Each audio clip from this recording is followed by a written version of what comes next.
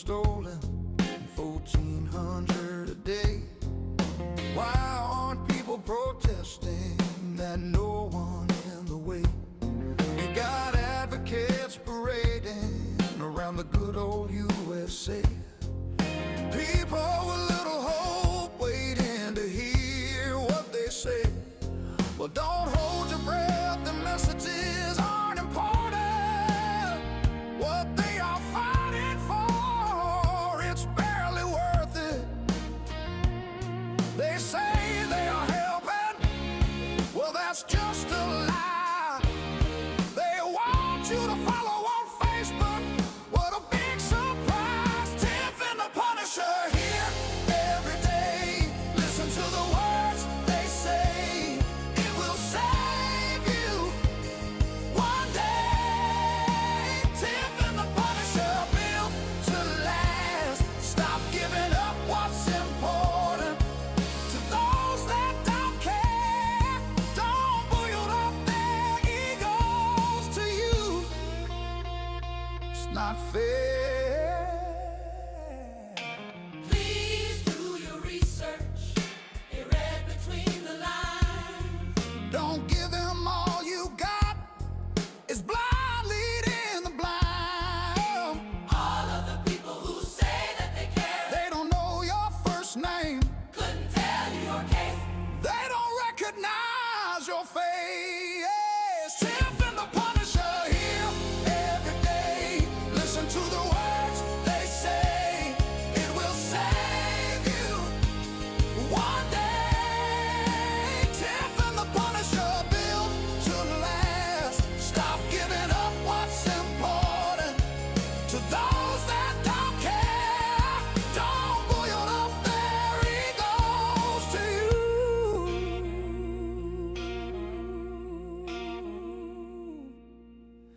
It's not fair.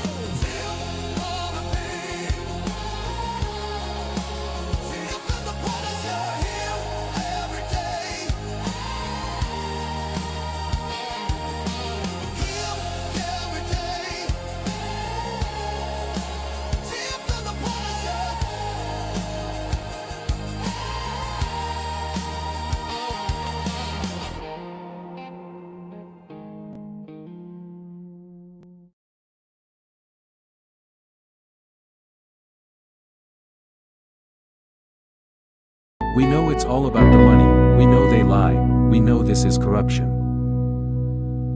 Does CPS know what they are doing to the children?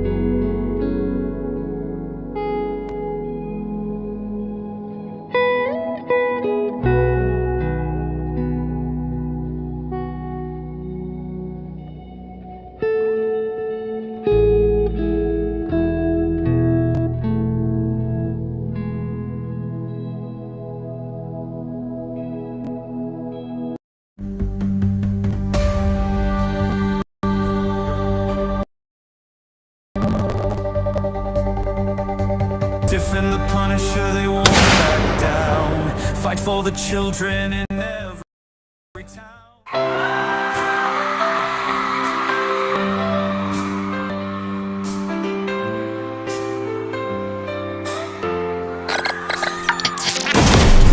are taking our kids every day.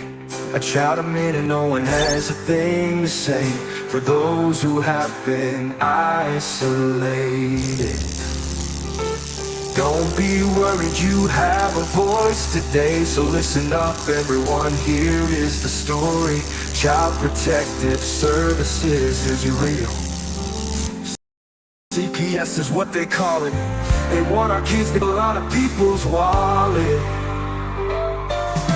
We all think it won't be us. We say when they come we will be so tough. It all sounds good when there's no one to take them. But when they come, your voice gets to breaking. Stay calm, step away. CPS ain't taking no one today. We are educated.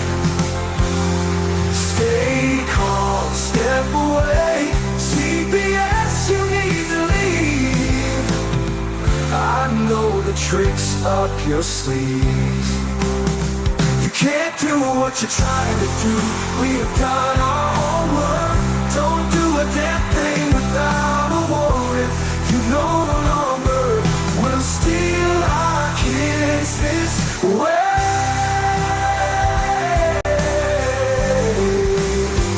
Tiff and the Punisher have come for the calling. They are giving us the CPS warning. Their voice is loud and clear. We stop losing our kids this year. Tiff wants to fight the entire planet. She is tired of our kids being taken, god damn it. She's been fighting CPS for 30 years, bringing children home from this disgusting mess. The Punisher is screaming out loud, abolish CPS and tear it down. I want all our kids to come back. Look at all those kids, pictures held up by thin tags. Together we are stronger than we need. We will tear down CPS with high speed. We will do so much being together. Birds of a feather flock together. So watch out CPS, here we come. Picking you one by one.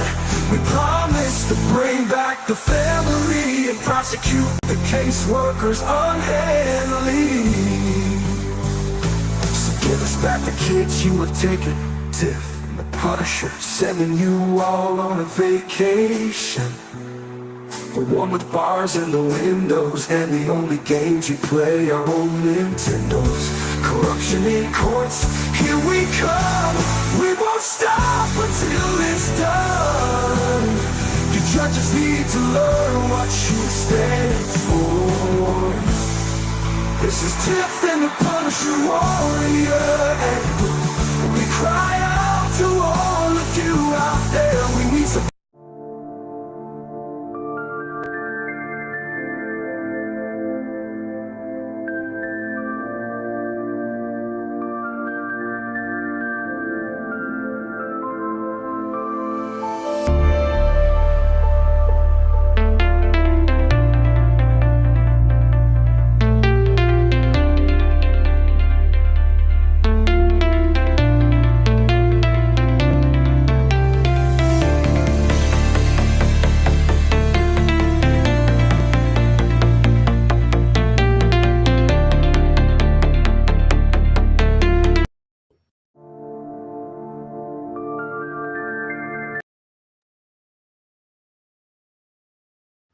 Holy smokes.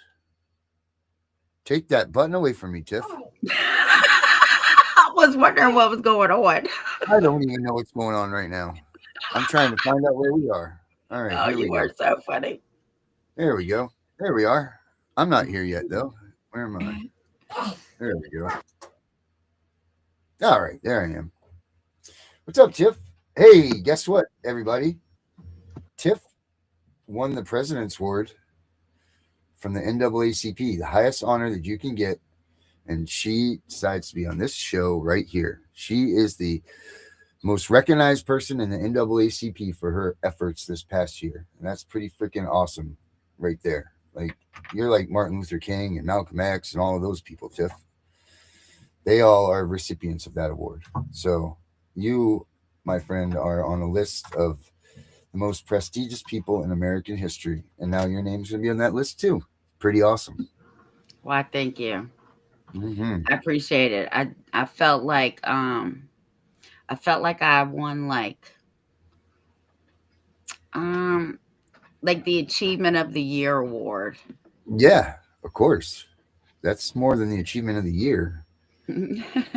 That's like, I mean, I guess it's not the chances of you ever even winning that award is next to none. So the fact that you won that award or even came into contention for it is like you must be a powerhouse. You must be recognized by a lot of people. So that's really cool. Well, thanks. That's cool that these people see that you work your ass off to do the stuff that you do. And you obviously are making a difference because there's a lot of people in that NAACP. Hmm. Mm-hmm. I'm So excited. yeah, I'm telling you, you should have brought the brought it out so you could have shown Well, it I off. sent you a picture of it. You can pull it up. Oh Jesus Almighty! Now It's in your hold on a messenger. minute. Tiff. Hold on a minute, Tiff. Let me get your award for you so I can show it to everybody. Well, it's in the Yep. room. All right. But All right. I knew something was up. Do you think you were getting Because fired? well, no, because the president was him pretty much begging me, right? And I was Mm, like, "What? Yeah, I'll be there." I said, "But I'm not coming like till towards the end." And I get there, and some gentleman's talking, and we're almost out of time, and he goes, "Well, I have one more thing to get to." And he goes, and I had no clue where he was going with this. He said, Malcolm X said to agitate, agitate, agitate the government, right, for transparency and to do the right thing. He mm-hmm. said, and we are so proud that we have an agitator amongst us. And she's our legal redress. Let me tell you, you know how you get like your face is turning red, Yeah. Yeah. Right. almost like a hot flash. Yep. Yep. And tears just started running down my face. And he said, Tiffany Wise. And then he opened up the box and said, we are presenting her with the President's Award. And if you look at the picture on Facebook that they posted, I said, my face looks like that because I was crying. I was crying. I mean, how would you not, right? That's just an overwhelming because you know what? All of this work is thankless, right? Like you don't get no one pats you on the back at the end of the day. No one said, you know what I mean? Like all of this volunteer work or however you even want to call it, the stuff that we do fighting CPS, it's all thankless, because you don't always win. People just drift away. Yeah. All of this stuff. People at the end of the day, it's like, what are you doing this for? You're not getting recognition for it. You don't get this. You don't get that. And there are days that you want to give up, and when you're just like, damn, like no one even gives a shit that I'm doing this. But then to have something like that come across, you're like, woo, here we go, let's go. Like it must fire your ass. Yeah. I just sent it to you. I was already working on it. After you told me, And I had to pull Kingston it up. was there. I had King and Cairo with me. Cairo was sleeping on my friend who was actually there. And when I came back to sit down, Kingston said, "Yay, Yaya, you won!" You won. That's funny. So, let's see. Where's the picture? I'm trying to pull it up so everybody can see the picture. There, it's right there. There it is. Don't share it. The answer to that is no, Deidre wasn't even there with me. There we go. And here's the picture of the award that she has. We need to get her a little light or something put under that. And then, yeah, we need to put a little light or something under that to transmit all of that stuff. It'd be pretty cool. So, Yeah. there it is. The President's Award 2025. Yeah. Tiffany Wise. It's pretty awesome stuff. Yeah. So, Now, moving along, we got a first timer. How do you even transition to that? You know, like, oh, okay, so now next, no, we got this story is going to be. I'm anxious to hear the story because we never hear the story of the survivors of this. You know, like we never hear the stories. We always are listening to the parents. We're never hearing kids that actually lived it. And this person has decided to come here, and we're going to hear her story first. And it's her first time out, and not to put the light on her because she was already nervous enough, but might as well just do that. So, but here's our guest, Jane. Come on out. All right, Jane. Hey. I'm trying to get you out here, Jane. My buttons are not there. We go. Oh, just kidding. There you are. There we go. Perfect. All right, everybody. This is Jane. Hey. All right. So what's up, Jane? Not much. Still really nervous. Yeah. Well, Yeah. picture Just talk to us. Yeah. Picture everybody naked. You know, little cartoons. That's always exciting. Yeah, I never understood why they said that. You know, they're always like, because I get more nervous that way. I'm like, oh, now they're looking at me and I'm naked too. And, you know, like, am I looking at me, them? You know, like, why do we want to picture everybody naked up here? This doesn't make any sense.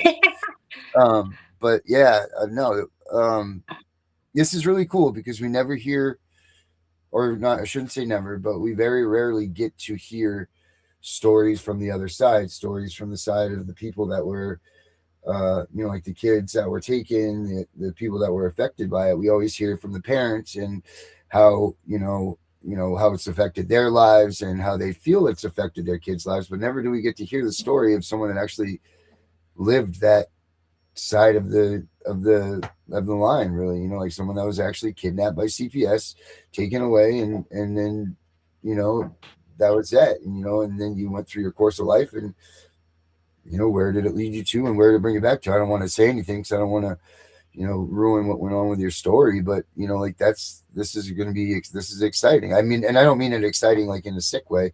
Like I get it. Yeah, like hearing it in a way, you know, it's an exciting way. So Yeah. Yeah, when did this what kicked off your morning that you were kidnapped? How did that go? What went on? Like what happened? How did all this go down? So I was in 7th grade, and it was 2002. No, it was 2003. It's the very beginning of 2003. So it was like January of 2003. How old were I you? lived with my mom. Yeah, I was how old were 13. you? 13 in 2003, Tiff. How old were you? She's same age as my daughter. Yeah. So yeah, sorry about that. So I lived with my mom, and prior to that, when I was 8, my parents had gotten divorced, and I was living with my dad, and he was very permissive. He'd rather be a friend than a dad, you know, so he really didn't care what we did. And my sister is 6.5 years older than me. So she ended up getting pregnant, and she got 14? married and all this other stuff. She was 16. 16? Yeah. It was like a few years. They had gotten divorced, and then like a couple years later, my older sister had gotten married and had a baby and all this good stuff. And just some bad stuff happened because she was running around with a bad crowd. My dad was running around with a bad crowd, and bad stuff happened. And I was angry, and my mom got custody. And so when I moved with my mom, I was pissed off. I was pissed off at the world. No one asked me why I was mad, you know? And, you know, by that time I had been victimized by like 3 grown men from the same family. And I was mad. So me and my mom, we had gotten into an argument that day, like after school, and she smacked me. So I smacked her back, and she called the cops. And the cops came and they took me to jail. So I went to juvie for like an hour or so, and then my dad came and got me. And then I was at my dad's for like a month. So then it's like the end of February of 2003. They had court, and I don't remember being in the room. Maybe I was, but I don't think I was, because I don't remember anything. But from what I was told, my dad, my mother, and my dad's mom were all in the courtroom, and my grandmother and my mother told the judge that my dad was insane, and that if he got custody, he was going to like drive off a cliff with us or something crazy. Okay. Right. And so the judge automatically was like, okay, well, she's not going to go with her mom. She's not going to go with her dad. So they put me back in juvenile for 2 weeks. Ugh. And I sat there, Heartbroken. and then it was like the beginning of March 2003 is when I was put in my first foster home. How What many was that- foster homes? Oh, go ahead. No, you, Tiff. How many foster homes were you in? I would say like 5 or 6, but I was also in a group home, and I was also in like it's called Tabor House in Cincinnati. It's like one of those teen behavioral places. You know, I was there for like 6 months. No. So you were, let's say, you went from being a little girl growing up with her daddy and her sister to, in a matter of 9 months, being an aunt, being really cast out, and now you're not really the special little girl anymore because the attention's on the baby. And then on top of that, the bad people that were in your life who are taking advantage of this poor little girl who is lost now and trying to find herself. And then your mom, which had no caring or any sort of feelings towards any of that towards you. So you had no outlet. You had no you had no vent. You had no nothing to try to get out there. So then on top of that, you guys get into an altercation, and then they decide it's time for you to go back with the man that the stuff started with. Yeah. And then they say, well, this isn't going to work either. So now we're going to send you off to completely strangers' houses to live. Yeah. And Makes sense. Seems legit. Yeah, they didn't ask any of my family members if they wanted me.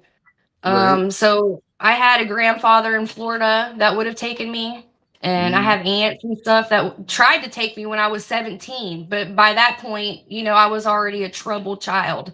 So they get paid big money for that. Like, I remember overhearing foster parents talk about how much money they made. I don't know if it was true. They could have just been lying because they knew I was listening in, but it was well over $2,000. Yeah. And that was just for me. Mm-hmm. So, because they were getting Social Security money from my dad for child support, and then they were getting money from the state. Mm-hmm. And then the more medication they have you on, that's more money. Mm-hmm. Keep bringing that up. So they were making big bucks when I was in there. Hell yeah, they were. That's crazy. How did you get out? Tell people how you got out. I aged out. So I was really bad there at the end. Like, I started running away when I was like 16, almost 17. I was in a group home, and I started running away. And what were you running to? I was running, like, I lived in Cincinnati, so I was on Eastern Avenue. They put me in a group home on Eastern Avenue in Cincinnati, like downtown Cincinnati. Like, I was on the bus line. I had a bus pass in the group home. Right, but I mean, like, in a fictitious sense, like, what were you running? Like, you were running away, but what were you? I was running away from the control and the thumb that they had on me, honestly. Because up until that point, I was a really good kid. Like, I did everything I had to do. I went to school every day. I was making like A's and B's. And it's like, as an adult looking back, I was a really good kid. Like, I was not even that bad, And when I moved into that group home, it was supposed to be like a transitional thing. Like, you're about to be an adult, so you get a little bit more freedom.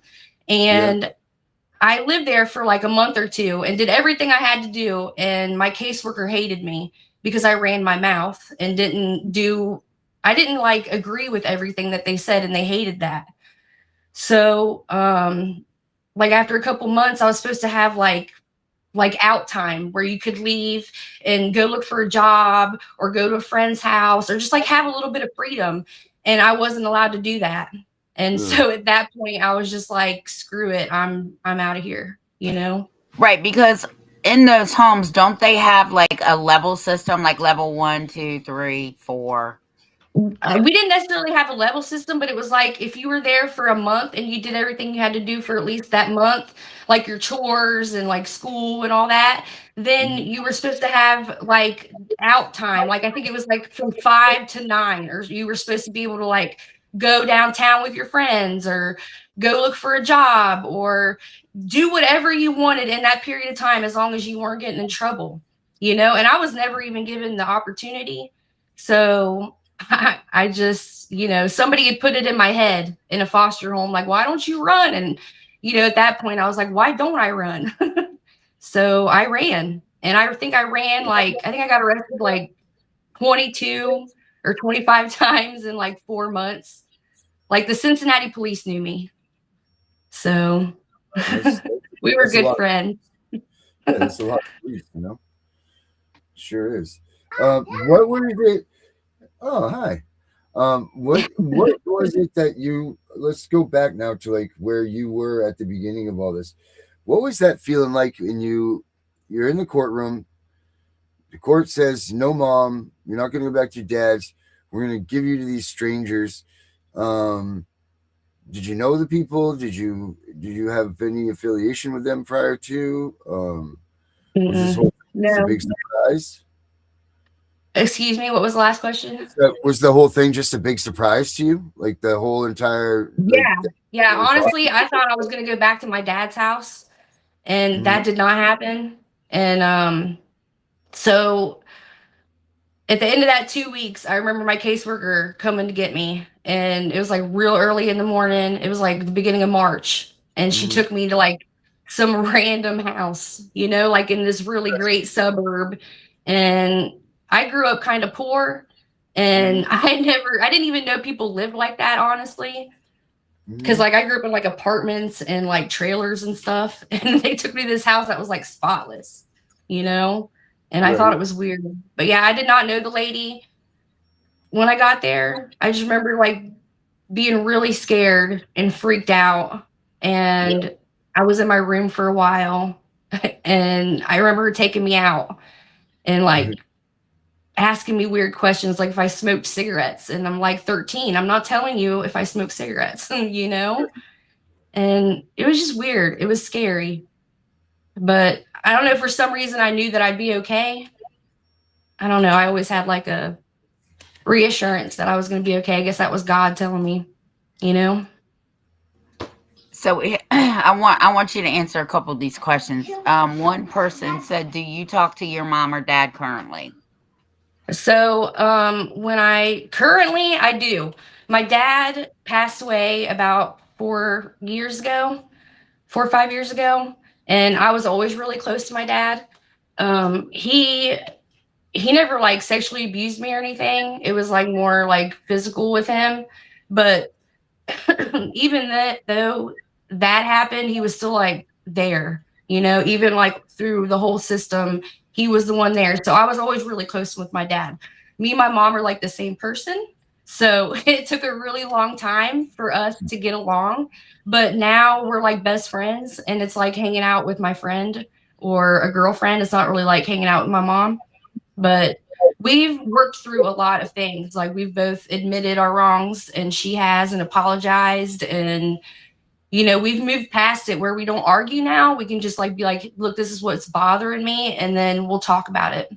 So she's grown a lot.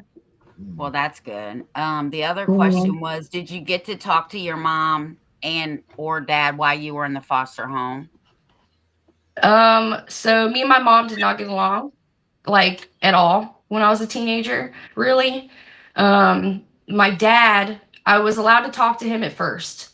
I had visits with my dad at first. I had weekend visits, and then a summer I was going home for 5 days out of the week.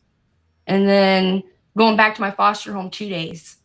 And then I was actually out for like a week. And then my caseworker came and was like, "You're going back." And I remember freaking out. But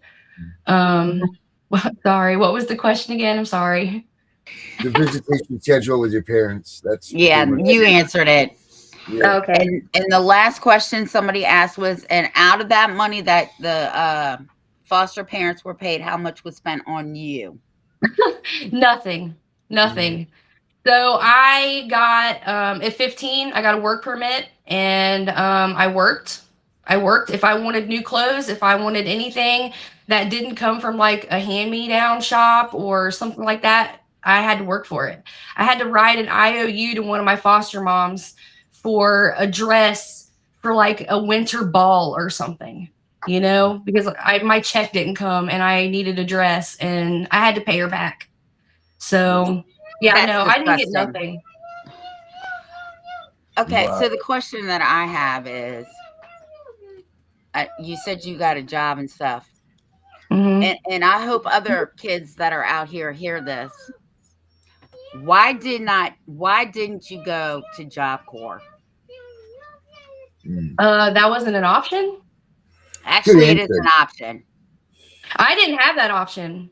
I was Well, not given that option. I didn't even have like a guardian ad litem when I was They're in not the going to system. give you the option because if you go to Yep. Job Corps, they lose the funding. And see, let me tell you, I'm a big advocate, not just on CPS and all this other shit. I'm a big advocate of emancipating 16-year-olds if they have jobs and a place to Yeah. live. I'm also a big fan of Job Corps. I went to Job Corps, actually. See, I didn't know any of that though. Of Like course they you don't tell didn't. you that when you're in the system at all. They don't tell you. And this is like I am pre-internet, so like there was no Googling that shit or like having a phone, like no, I wasn't even allowed to have a phone. But like back then we didn't have smartphones anyway, Well, I remember. Okay, so I got in trouble a couple times in my life, but as a juvenile, my mom pressed charges on me for breaking in her house. She lied, said she didn't know who it was, but anyway. So the judge was about to send me back there, and I said, "If you send me there, I'm leaving." Okay, Mhm. and I said, "Send me back to detention." That's what I told her. Right. So she ordered a social worker. I loved my social worker. His name was Mike. He came to see me one day and he was like, "Hey, you don't deserve to be in here." Okay. They had all figured out my mom was nut. Mhm. He said, "But we have to get you emancipated because if they use my parents' income, my stepfather was a doctor, so their income, because you have to meet an income thing, right?" Yeah. He said, "If we can get you emancipated, I can get you in Job Corps." So I filed a petition, and I loved my lawyer too. His name was Mike Daltrey. I'll never forget it. I got emancipated, and I went to Job Corps. I was only there a year because I did retail sales. It was one of the only ones that was the easiest to get in and get out. But I'm a big component of emancipation and Job Corps because 16 to now, I think like 30, because then it was like Wow. 26. Right. Yeah. Yeah, and they upped it to like 30. I think people in foster care that reach the age of 16 should start applying for Job Corps or emancipation. Well, I was emancipated, but it was like they made the papers out to when I was 18. But they didn't tell me anything about Job Corps, of course, Like I didn't even know that that was a thing. They wouldn't have let me do that anyway. They would have had some reason like why I wouldn't have been able to do it, Well, here's the funny thing. Well, this was years ago. Okay, we're talking like 40 years ago because I'm way older than you.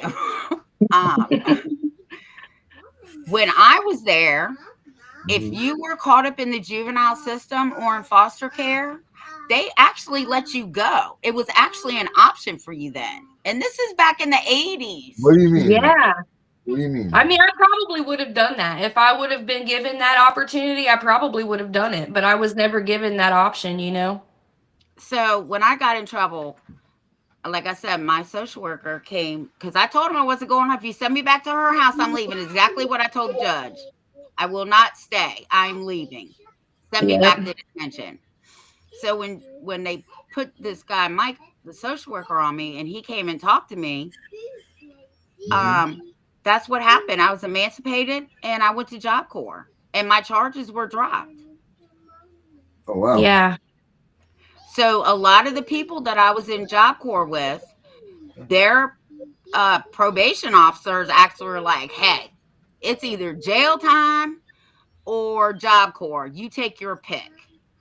Right. But Right. anyway, that's what I wanted to ask you. But I already knew what you were going to say because they don't offer that. No, They don't want to lose that the would money. never been brought up. They're making way too much money. And like I said, they would have had some reason, like, you're too bad or whatever. Cause I had a fucking sorry, I had a mouth. I still do. And they didn't like it. They did not like that. They drugged me up so I would shut up, you know? And yeah, so they wouldn't have, that would have never, ever been brought up into a conversation ever. Right. That's terrible. And honestly, that's a good way for kids to get out of a system, especially when children at the age of 14 can participate in their own case plans. I hope Yeah. somebody out here in foster care is hearing this. Emancipation at 16 or Yeah. Job Corps. Yep. And then you can get away from those people, you know? They want to know, do you have kids? No, I never had kids because I'm scared to have kids, honestly. Like, I've always been terrified to have kids, but thank God I met my husband when I was young and he has a vasectomy. So, um, I'm scared to have kids because I'm afraid that the system would come after me and They take will my come kids. I've after always you. thought that. Yeah, They I've will always come thought after that. you. They They will. threatened me when I was in the system because, like, I had like a teenager pregnancy scare when I was like 17, I was 18, and they had threatened me that if I was pregnant, that I wasn't getting out of the system, that they were going to hold me till I was 21, and then they were going to take my kid. So that freaked me out, and then I was just always scared to have a kid because no, no. And I know that they like hold on to your file and stuff. Like, there ain't no way. Well, like the stuff they put you through for 5 years is how long I was in. They hold on to that. So That somebody wants to know if you were in the system before you went into the system. Like, had there ever been CPS calls on your family before? okay, so I think there might have been one that I vaguely remember because I was about 3 and something happened with like my dad and my sister. Like, my dad had hit my sister with like a telephone or something. And I do remember a man coming, but I was very little. So I think that was dropped for the most part, but they could have just always been, in the background somewhere after that, Well, they definitely stay in the background. And you're right. If you had had kids, they'd have just waited, and they'd have They came. would They have. would have came. They would have.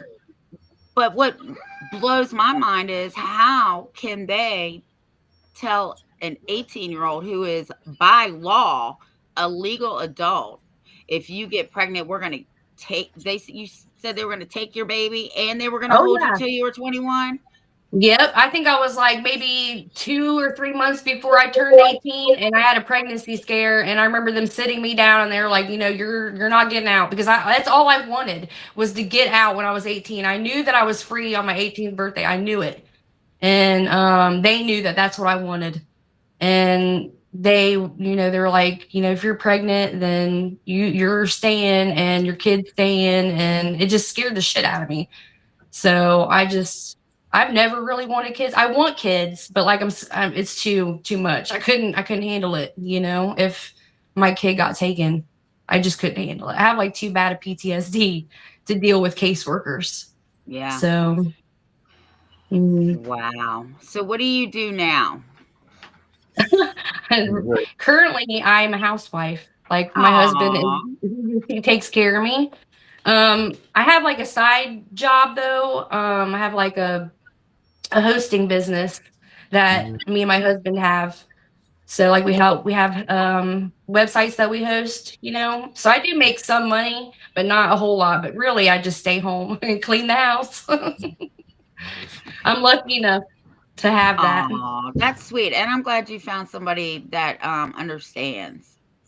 Oh, he spoils me. He's like, "You're too good to be out there in the world. Like, you don't need none of that, you know." So I have a great life now. I have a great life. We've been together for 16 years and we've been married for Aw. 13. So he gives me everything I want. I'm spoiled. I have I have a Mustang out front and a Camaro and motorcycles and just anything you could want I got because I'm spoiled. So he Well, makes you up don't for like everything bad that's ever happened really. yeah, you don't need no kids because you wouldn't have time for none of that shit. No. So somebody wants to know what was your punishment when you would run away and they would take you back? Oh, they would arrest me. They would arrest me for sure, and then I would sit in the holding tank at like the juvenile for 24 hours because that's the longest they can hold you. And they would let me sit there. They would make sure I sat there the full 24.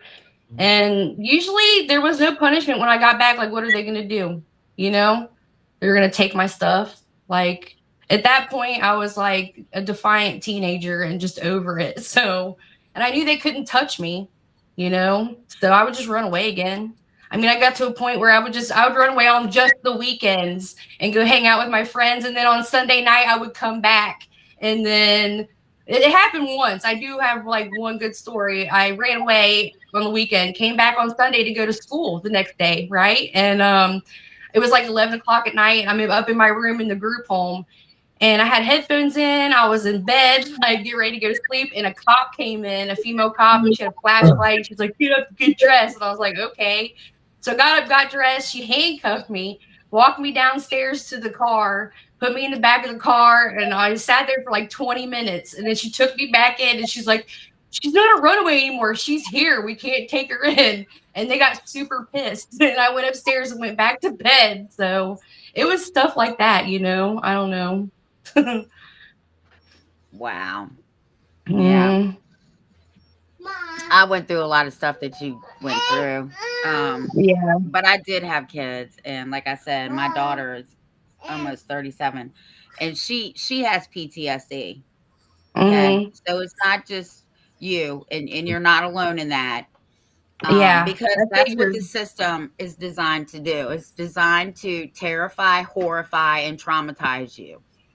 Absolutely, 100%. I mean, I have such bad PTSD. Like I still have nightmares. I am 36 years old and I still have like at least two nightmares a week where I wake up and I have to tell my husband, like, "Steven, I just had a nightmare about being in foster care," you know? And I mean, that's horrible. And you know, some stuff happened with my sister's kids, and the system is involved with her kids, of course. And you know, I was going to try to get them, but I have such bad PTSD. I cannot talk to a caseworker and be nice because I know they're fucking game, and I'm sorry for cussing, but I know their game. And like it infuriates me, and I can't be nice to those people. You know, Well, I so can't be nice to them either. So, mhm. but they know It's better to really come knock hard. on my door. That's what I'm saying. That's what I'm saying.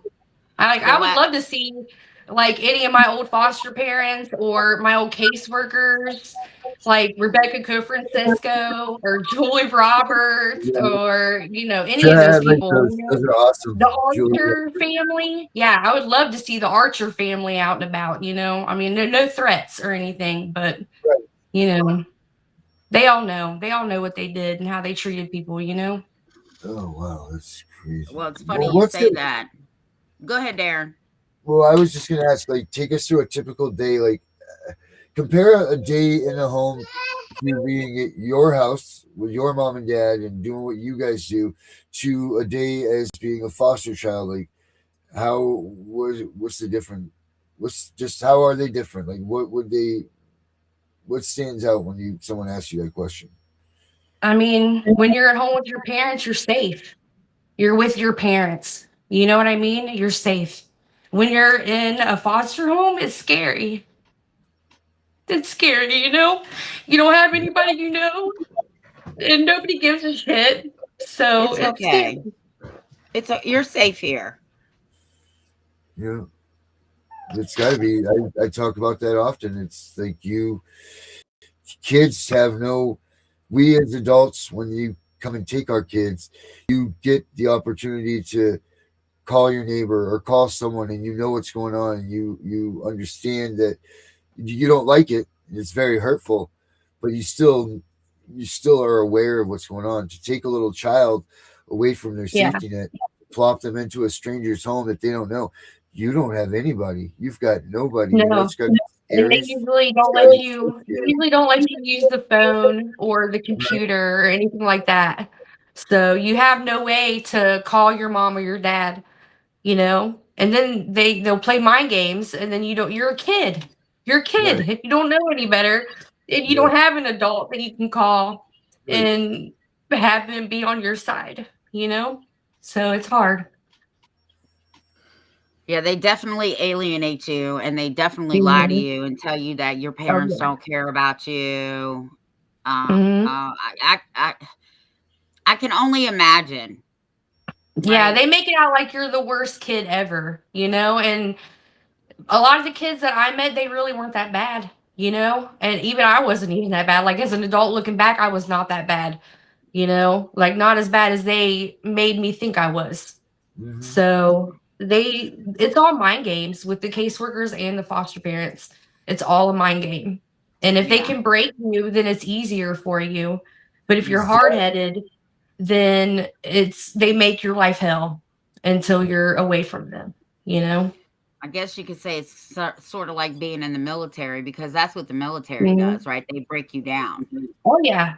Oh, yeah, and if you buck it, it's gonna be harder for you than if Hmm. you just lay back and be like, "Okay, yeah, let's do it," you know? So and it was harder for me, I guess, because I had a mouth, you know?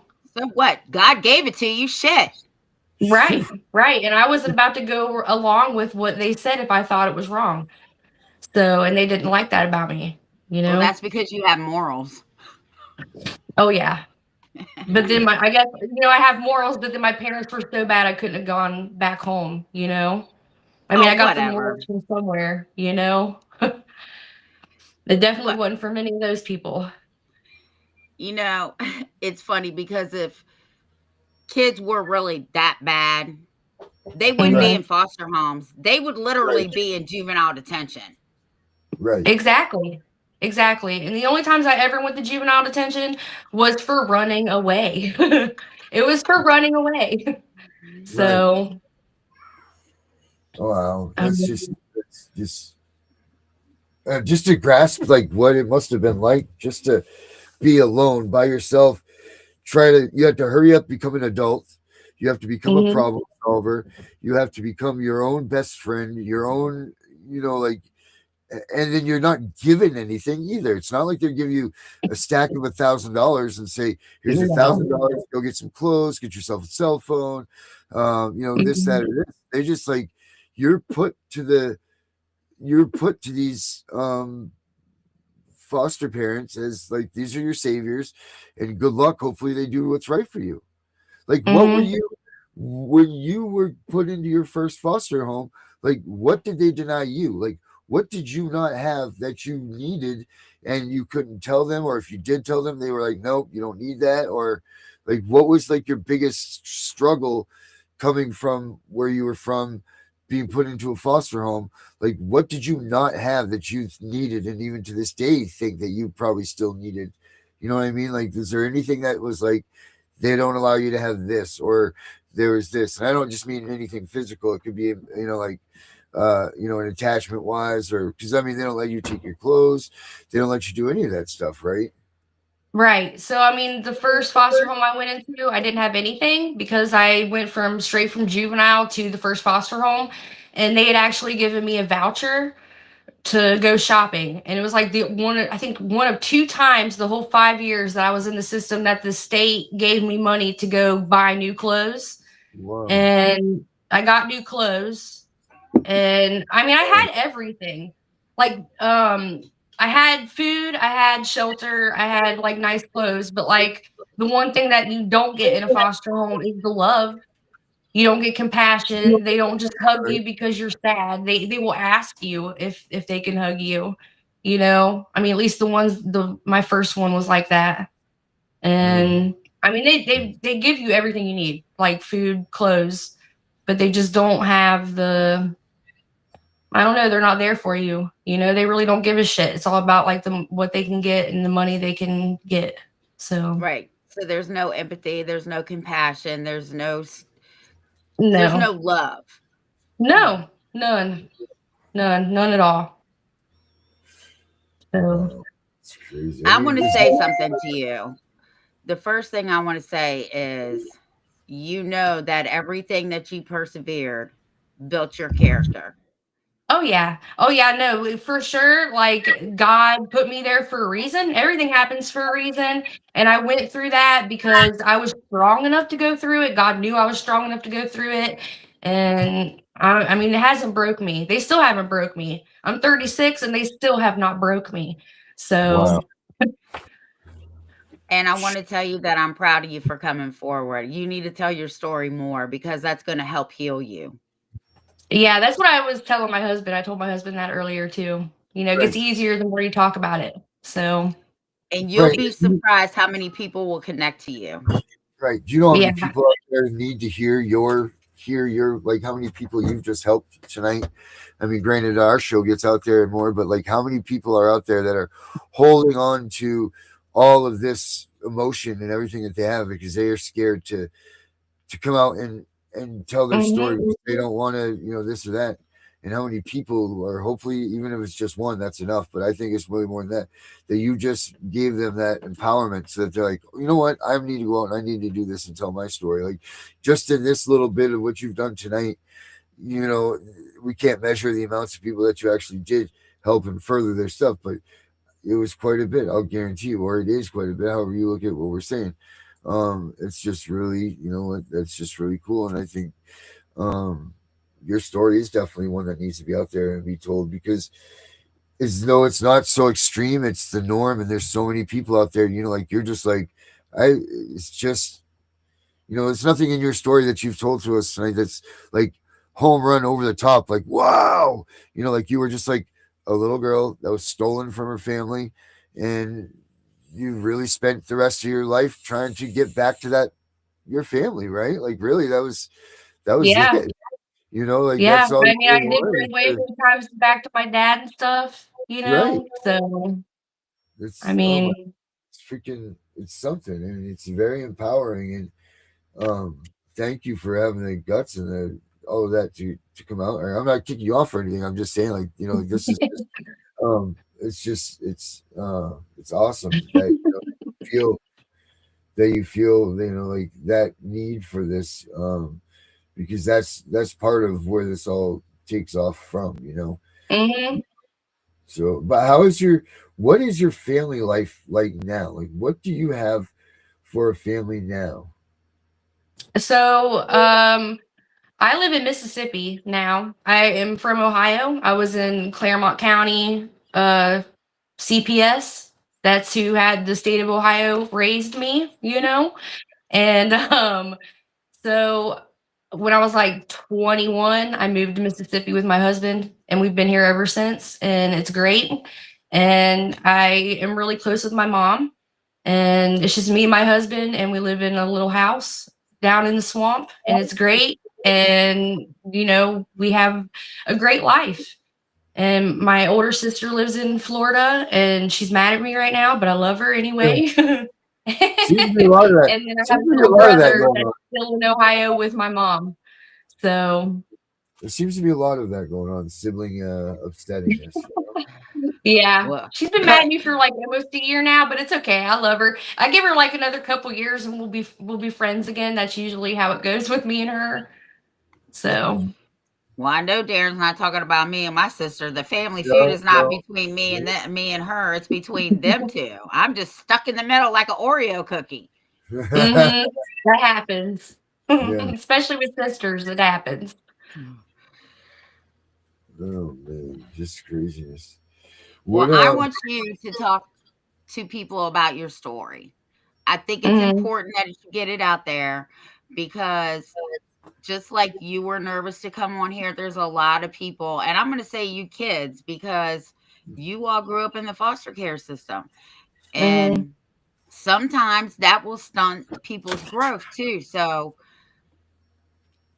people need to understand that it's made to traumatize and Oh yeah. harm you. Oh It's right. yeah. not a place that any child should be. The good thing about where I'm at is I'm pushing kinship care so hard.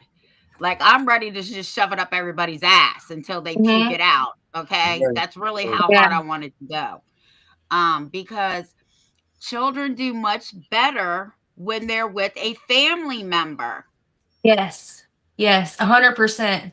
100%. Yes. And it shouldn't matter if they're in another state. Every single grandparent, aunt, uncle, whoever needs to be contacted and given a chance and not have to jump through crazy hoops because I mean, like I said, my niece and nephew are, with another aunt right now, but she's in Ohio. And because I'm in Mississippi, it was like a big thing. So I couldn't get them, Well, no, no, Right. no, no. So You Did could you? have got them. They just they didn't were want to making give me up the jump through money. a lot of hoops. Yeah, I just don't have the money. I don't No, have the money and I don't have the Yep. they didn't want to give up the money. Wow. Oh yeah, I did tell her that. I actually have a recording of me talking to that CPS worker about my niece and nephew, and I told her that she was going to lose money, and that's why they didn't want the kids coming down here. And she was so quiet. She was Of so quiet. I course. have the recording of that. Yeah, she was Excuse me dead one Crazy. quiet. second. Okay. Danielle, I saw a picture on Facebook today that has enraged me with Francesca and your boss. Whoa. We need a meeting with your boss. Darren, I sent you the damn picture. Wow. No wonder I came out here so soft. I didn't realize wow, I would have been on fire about that. How do you feel? You know what? This is a great question for you, Jane. How do you feel about these advocates that are out here and they're not truthful to the cause, that they're not really out here to help people like you or to help parents like me or, like things like that? They're not out. Whoa, Kitty, no. They're not out here for things like that. They're out here for their own good or their own situation. Like, how does that make you feel knowing what you've gone through? Like, is this really your sacrifice that these people are streamlining off of? Like, how Yeah, does that, it makes how me does that really make you mad. feel like? Actually, it makes me mad because they're not doing it out of like the goodness of their heart or because they care. They are not. They all do it for the money. They all do it because they get something out of it. It's not just because they care. Okay. Like I remember being like 15 and telling my caseworker, like, yeah, I want to grow up to be a caseworker too. And she was like, you don't want to do that. Like, there's no money in it. That's what I remember her telling me that. There's no So money in it. there's no money in it. That's what she told me.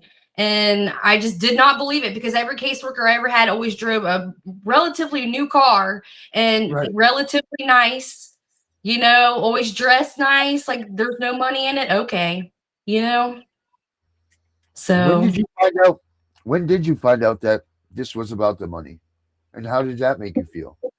I was probably like 14 or 15. And that made me really mad because I was living with a preacher and his wife at that point.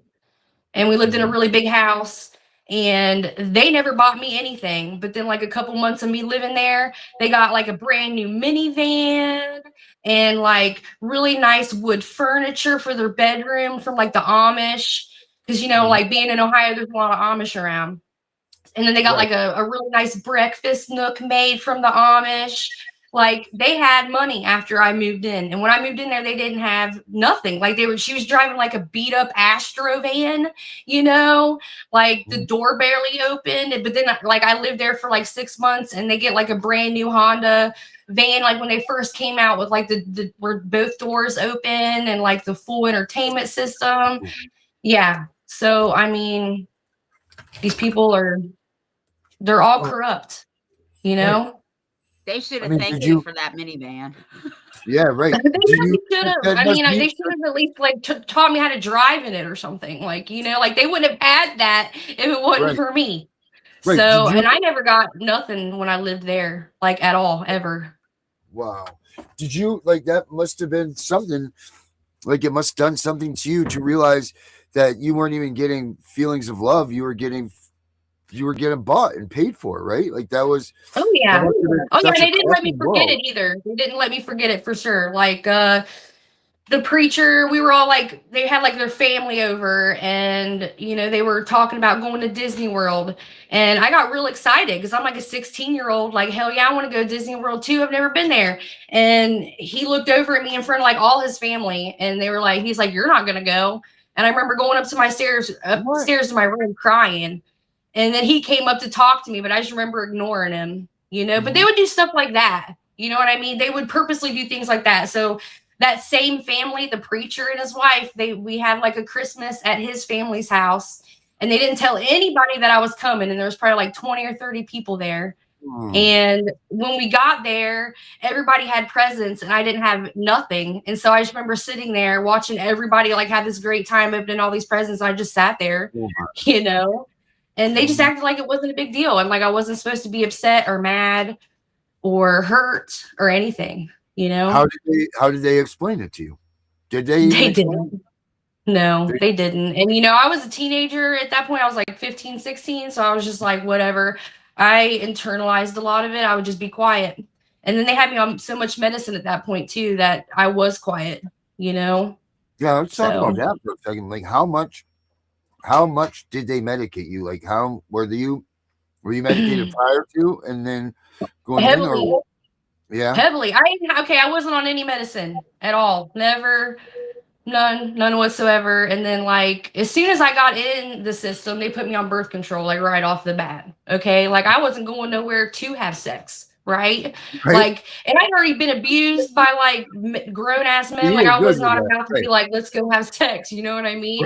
But they put me on birth control right off the bat, claiming that it was going to help me with my periods. It's going to help you with your periods. You know, so then like I was probably like 15 and they put me on like 2 or 3 different antidepressants. They had me on lithium like 2 or 3 times a day. I mean, that's like an antipsychotic. Okay. I have no bipolar, nothing like that. Like at the worst, I have really bad PTSD and anxiety, you know? And so, yeah, they had me on lithium for a really long time. And then there was like another medicine to counteract the lithium because lithium, I had real bad, like, I would shake real bad, like so bad that I couldn't write notes at school. And so they just had me on a bunch of stuff. And then there's actually a boy. So when I quit taking the medicine, I was getting ready to get moved out of the preacher's house. And I always thought that it was because of me. And years later, I found out it's really because there's this boy that was murdered and we were in the same, like the contracting where they contracted out, you know, because you have like a state worker and then you have like a worker that comes and sees you once a week and they're like a contractor, you know, and it was like Lifeway for Youth or something. And we were in that same group, me and this like 6-year-old boy, because I remember seeing him at like the same counseling place. And his name's Marcus Faisal. You can look him up. He was killed by his foster parents. So that like that summer, that organization got shut down because that little boy was murdered. And that's when I got moved from the preacher's house to the group home because the preacher and them were losing their license because they were through that agency, you know? So yeah, and I didn't even find that out until years later. I was talking to a counselor that I had when I was in foster care, and she was probably like the only person that I felt I could talk to that ever listened to me. And I'm still friends with her today. And I remember telling her that, and she was like, "No, they did not kick you out because it was you," which was what I always thought. I always assumed it was me, and that's why I got moved to the group home. It wasn't. It was because they lost their license, and I had to be moved out. You know. So they were in it. They were in it totally just for the money. That's what Oh their yeah. their whole game was Oh about. yeah. Mm-hmm. Every Wow. foster parent I ever had was like about the money. My first foster mom lived in a little ranch style house, and then we moved from the ranch style house to like a really nice, like 2-story house downtown, and it was gorgeous. And I didn't live there very long, maybe like 3 or 4 months. So John has a question for you here. He wants to know what were things that they would say to you to program you, like to try to, were there standard things that they would say to you to get you to comply or to, I think that's what he's trying to get at. Were there like trigger words that you had that you, that no, no, I think he's trying to go like no, that. I mean, Or anything, but they would make you think that you were the problem. right. They would beat you down mentally, like where they thought they would make you think you were the issue, like that it was your fault you were there, and like Yeah. I don't know, that they would just try to spin it on you to try to make you believe that it was your fault so you would change or something. I don't know, That's but I great. don't remember any like trigger words or anything. Well, no, I I mean, think maybe. that maybe what he meant too. Like if, like you were just saying, like they beat you down, they would mentally and Mhm. they would. I'm trying to think of the It word. was psychological warfare. It was like chess. It was like having to play Right. a chess game when you've never played chess, but you're a 13-year-old, Right. and you got to deal with it all on your own. I mean, they made me go to court on my own. There was plenty of times I had to go to You had to go to court court on and your be on own? my side, and then my caseworkers on the other, and I had to like say what I needed to say, and the caseworkers were against me. So. Are you? So you would Oh be. no. So they would just send you to the wolves. They would just send you Oh out to the yeah, wolves. 100%. I was probably like 16, and I got in trouble, and I had court, and they had me on one side, and my caseworker and foster mom were on the other side, and they told the judge their side, and I told the judge my side, and I was over there by myself, and I was 16 years old. I did not have a guardian ad litem, and if I did, I never met them. So, and I'm pretty sure that's illegal. Did you have to? Did you go home with them? Like after you went to court, did they like pick you up from the courthouse or something? Or I how think I did went that? to a respite. I think I went to a respite, so they like just sent me to another foster home for like a few days to have a cool down period, Yeah. and then I went right back to that home. Now explain the respite homes. What were those like? Those are weird. They always send you to like some weird. Every respite home I ever went to, they always had a bunch of kids, and it was weird. It was weird. Like all the other kids that I ever met, they were like, I don't know, they just went along with whatever they were told, and they never questioned anything. And I was like always the jerk that questioned everything and got in trouble. And they didn't like that, but it was always weird. And they would always like put you in like the weird part of the house, they would try to make it fun, but it was always strange. Huh? They'd put you like in a basement closet or something and say that was like a bedroom or something like that. Over like the part of the house that's like the add-on, that like you can tell isn't part of the house. Yeah, they would do stuff like that. But you're usually only there for like 3 or 4 days. Like you're not there very long. Right. Now, do you have any favorable memories of any foster families that you had? Like, do you have anything that you're like, wow, these people were really good? Like they were really, no. See, there's like that wasn't even a hesitation. That was 5. So you said you've been to 5 or 6 foster families, and you don't even have. That was, you answered that question so fast. That was like you didn't even need to think about that. You were just like, they would have their moments, but like the bad stuff or like the manipulative shit that they would do, like definitely overshadows any of the good things that they would do, because they would do something to pull you in, and then they would try to break you down, like they would get you comfortable and then they would attack you. You know what I mean? So like you didn't know whether to be on guard or not, Right. Man, it's really something. Oh God, the horrors. Jesus. Oh man, I have so many questions for you. I don't know how. I mean, this could be another whole series, let alone Part two. what? Yeah, Mhm. what? What is one thing that if you're out here and you're talking to anybody out there, what's one thing that a kid that's in this system right now that's trying to manipulate their way through for them? What is it? How would you? What would you say to them? I would tell them that they're gonna get out. They're gonna get out. It's not gonna last forever. Like, and when you're 18, get out. Get out. Like they try to keep me with like the promise of you're not gonna graduate high school, because of how my birthday falls. And Yeah. I got out. I got out and got my GED. I would have rather have had my GED than graduate with my class. And I was a senior when I dropped out of high school because of them. So, I mean, it's going to get better. They can't do anything to you once you're 18. You're free. You're out. So just, I mean, it's easier if you You can't could fight walk it out the than door. just lay You could just low. walk out the door if you wanted to. Huh? You could just walk out at the door if you wanted to at 18. You Yeah. could just say, see I you later, was bye. 18. So on my 18th birthday, I had a trash bag full of clothes, $10, and a paper that said that I was emancipated. And I'm from Cincinnati. But they had me in a respite home the last week before I was 18 because I had run away like 2 weeks before I turned 18. But of course, they had to come get me and bring me back for that last week. So I stayed for the last week at some respite home out in like Mount Orb, which is like east of Cincinnati.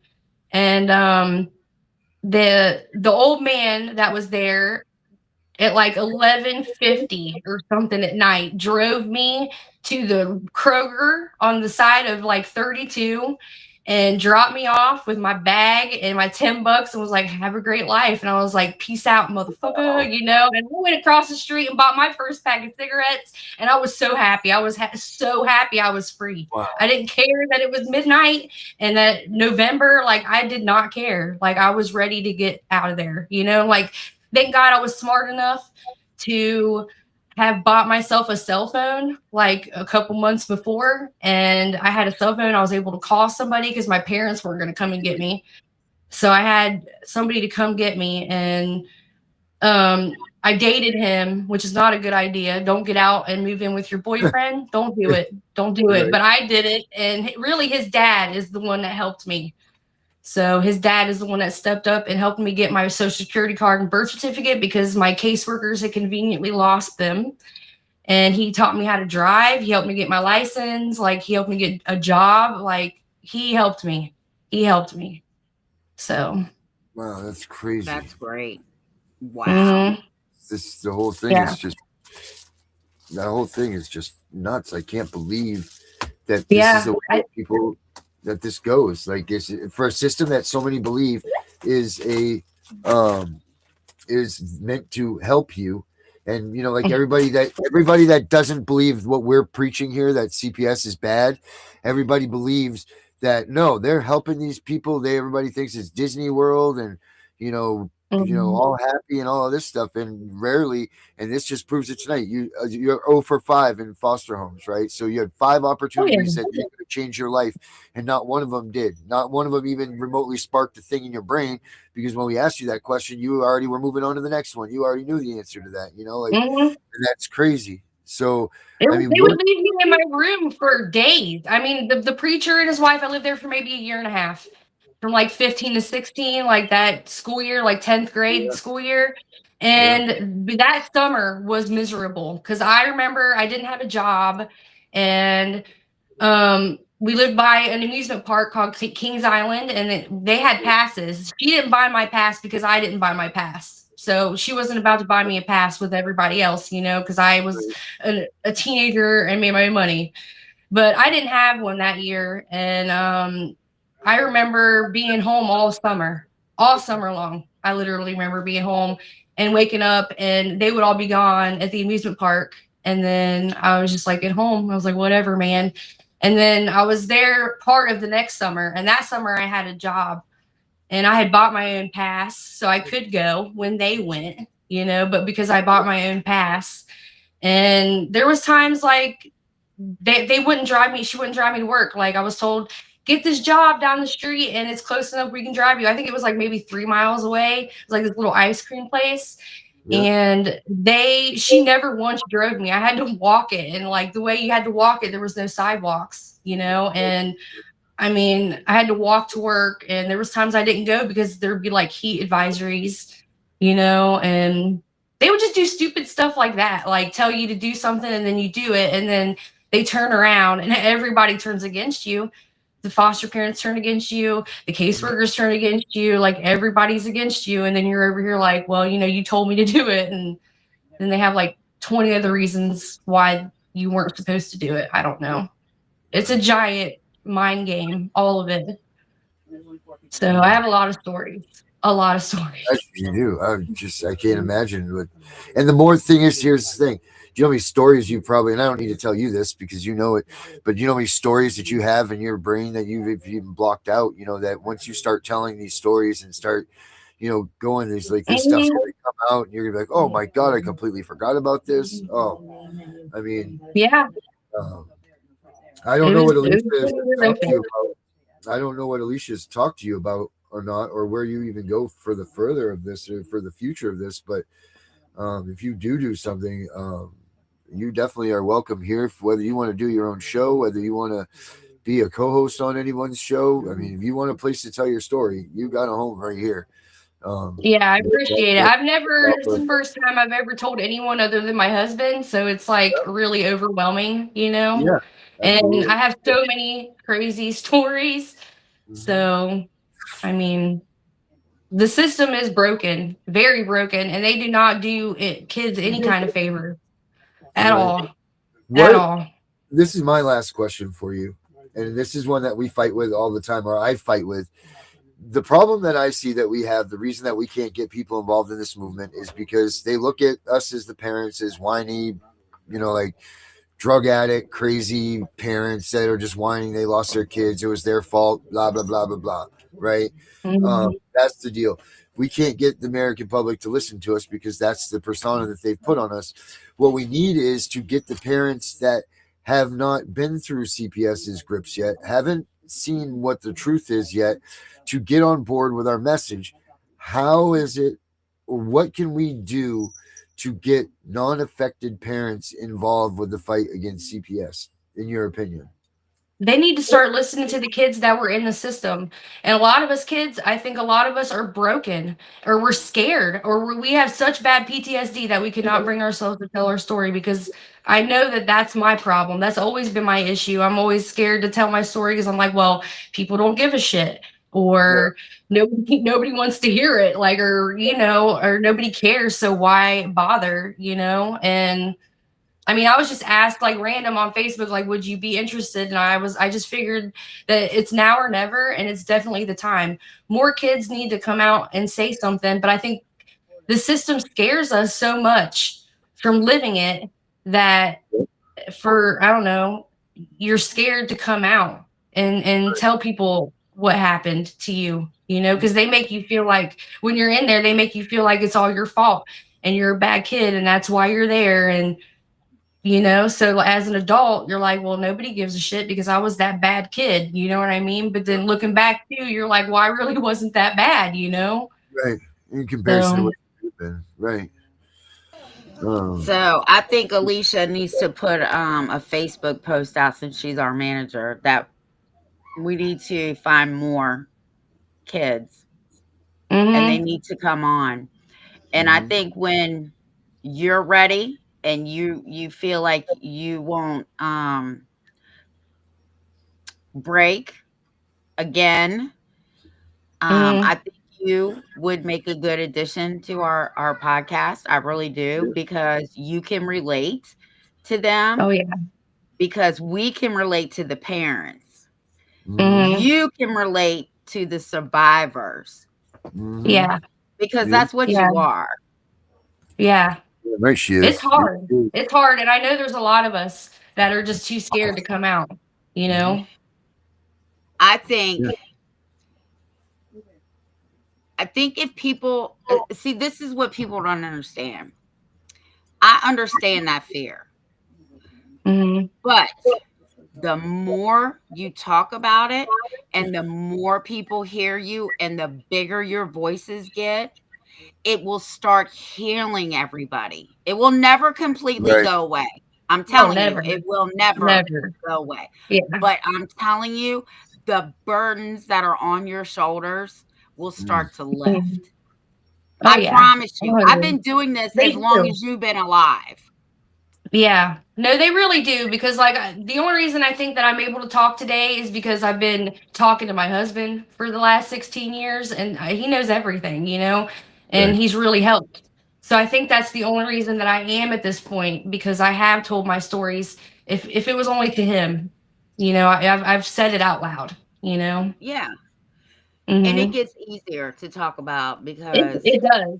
It really does. And that's the only thing that does make you feel better because then you have that reflection and you're like, "Oh, really? Wait, I wasn't that bad of a kid," you know? Right. well, And they not make you only they that, make you feel crazy. then they really do find out that they were really never alone. Mhm. Right. Right. And you And know, they're there are still some not. kids that I was in the system with that I would love to find to see what they're doing and how Mm. they turned out, you know? So, I mean, I don't even know what happened to them, you know? Ugh. Jesus Almighty. Well, This I is do want to crazy. thank you for coming on and sharing your story.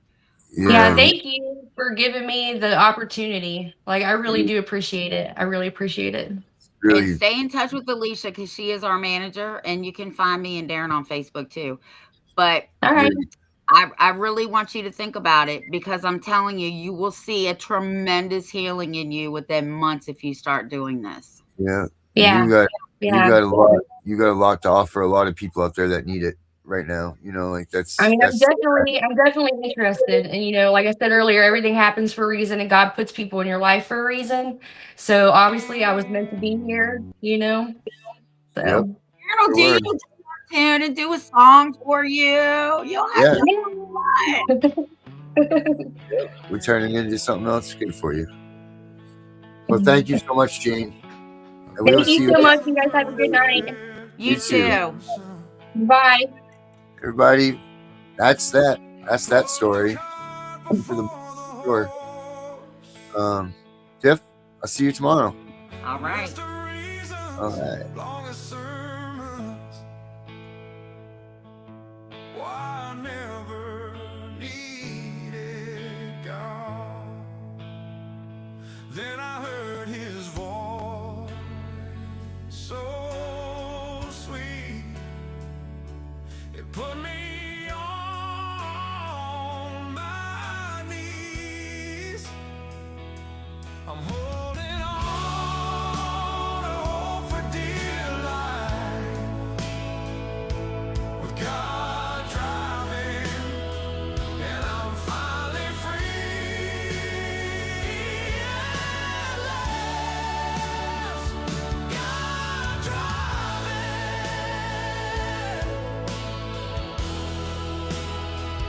God driving.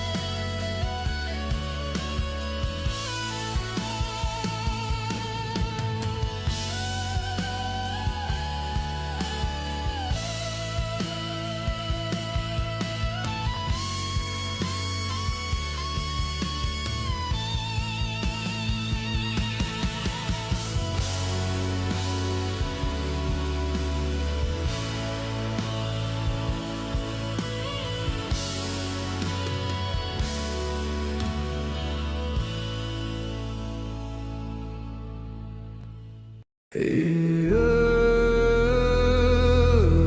said don't fight the system. They said stay quiet. They were wrong. Lock in. We are exposing what so many have failed to. We are gonna show you what bar attorneys have hidden from all of us. Hundreds of thousands of children and twice that of parents have been lied to and walked down the road of termination. It's the death penalty. We're all of the protesters, the ones who fight for the rights of prisoners, dogs, illegal immigrants. Why aren't you coming to the aid of our children and families? Right here in America, every day a child per minute is kidnapped. And no one cares. We fight alone until today. CPS punishers mount up. Here comes the CPS Punisher. Anonymous tip, another lie from one of them. No warrant, no proof, just a badge and a grin. Stealing kids like trophies, thinking they'll win. Mama crying on the porch, daddy in the cage. System wrote the script, but the CPS Punisher just flipped the page. The educator they banned, I see every violation, every forged line, every ex-part hearing, every stolen time. One tap of the app and the truth ignites. Welcome to the CPS Punisher, now we can fight.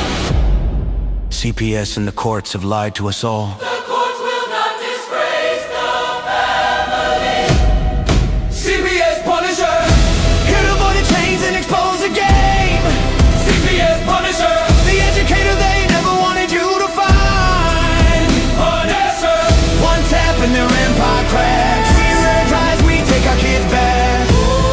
The app is called the CPS Punisher.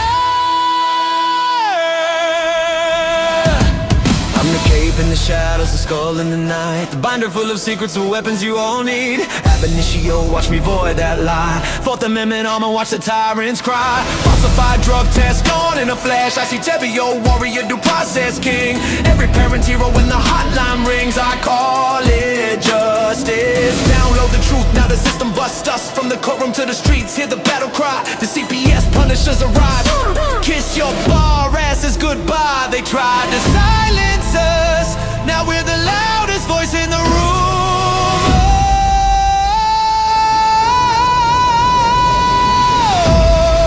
CPS Punisher, here to avoid the chains and expose the game.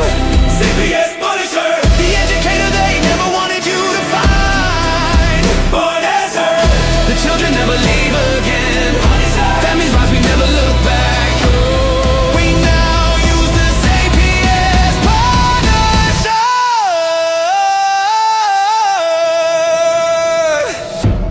This ain't revenge, this is reunification.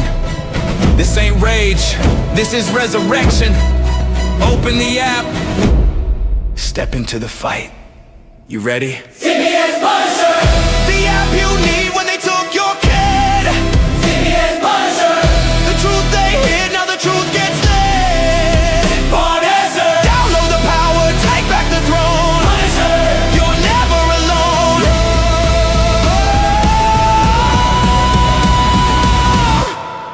CPS Punisher, the educator they never wanted you to find. Void complete, family restored. The bar is finished, the Constitution will prevail. Judges do what's right. Treason is your penalty. CPS Punisher.